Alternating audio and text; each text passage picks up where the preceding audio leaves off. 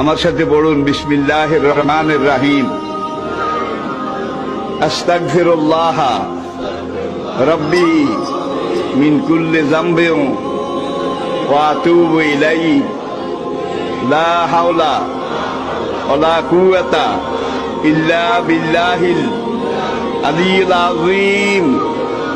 তাওবা ইয়া আল্লাহ, তাওবা ইয়া আল্লাহ, তাওবা ইয়া আল্লাহ, তাওবা ইয়া রাব্বি, লা ইলাহা ইল্লাল্লাহু মুহাম্মাদুর রাসূলুল্লাহ।